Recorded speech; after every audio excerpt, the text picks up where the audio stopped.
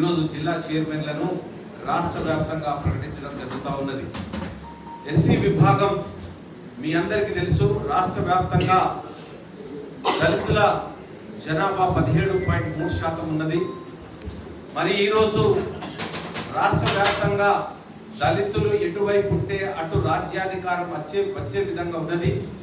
మనం ఈ మధ్య కాలంలోనే చూస్తాము, తమిళనాడులో దళితులంతా ఏకమై ఏ విధంగా ఇతర పార్టీలను ఓడించినారో, మరి ఈరోజు ఎస్ఎస్ఎల్ విభాగానికి, ఎస్సీ డిపార్ట్మెంట్కి నూతన కార్యవర్గాన్ని ఏర్పాటు చేసుకొని ఈ కార్యవర్గంతో ఈ రాష్ట్రంలో ఎస్ఎస్ఎల్ విభాగం నడుస్తుందని తెలియజేస్తా ఉన్నాం. దళితులు అన్ని 57 కులాలు, దాదాపు 59 కులాలు ప్రతి ఒక్కరికి ప్రాధాన్యం ఇస్తూ, ప్రాధాన్యత బేడబుడగ జంగాలు, వైండ్ల, అదేవిధంగా మాల, మాదిగ. ఈ యొక్క రాష్ట్రంలో మాదిగలు 10.3% ఉన్నారు, 6% మాలలు ఉన్నారు. అదేవిధంగా నేత కానీ, మెహర్, అదేవిధంగా చాలామంది ఉన్నారు.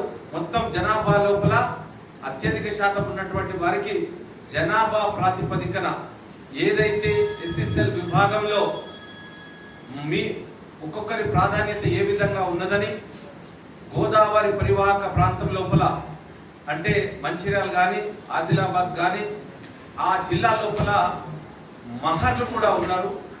ఆ మహర్లు కూడా ప్రాధాన్యతనిస్తూ అక్కడ జిల్లా ప్రెసిడెంట్గా ప్రకటించడం జరిగింది.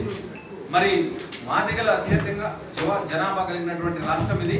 వాళ్ళకు కూడా సరైన స్థానం కల్పిస్తూ, మరి మాలలు కూడా జనాభాలో దాదాపుగా 36 లక్షల వాళ్ళుంటే వీళ్ళు ఒక 16 లక్షల మంది ఉన్నారు.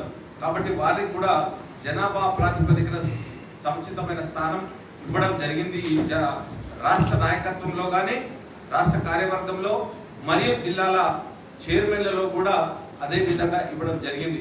కాబట్టి నూతనంగా ఎవరినైతే మనం ప్రకటించినామో ఈరోజు వాళ్ళందరూ కూడా బాధ్యతలు తీసుకొని జిల్లా లోపల ఎస్సీ విభాగాన్ని పటిష్టపరిచి బలోపేతం చేసి తప్పకుండా రాబోయే ఎన్నికల లోపల ఎస్సీలు మరి ఎటుంటే అటే గెలుపు వస్తుందని, కాంగ్రెస్ పార్టీకి అండదండలుగా ఉండాలని, కాంగ్రెస్ పార్టీని బలోపేతం చేయాలని, వచ్చే ఎన్నికల్లో తప్పకుండా దేశంలో రాహుల్ గాంధీ గారిని ప్రధానమంత్రిని చేయాలంటే కీలక పాత్ర ఎస్సీలకు ఉండాలని, దళితులకు ఉండాలని నేను కోరుతూ మరి ఈరోజు ఈ యొక్క కార్యవర్గాన్ని ప్రకటించడం జరుగుతూ ఉన్నది.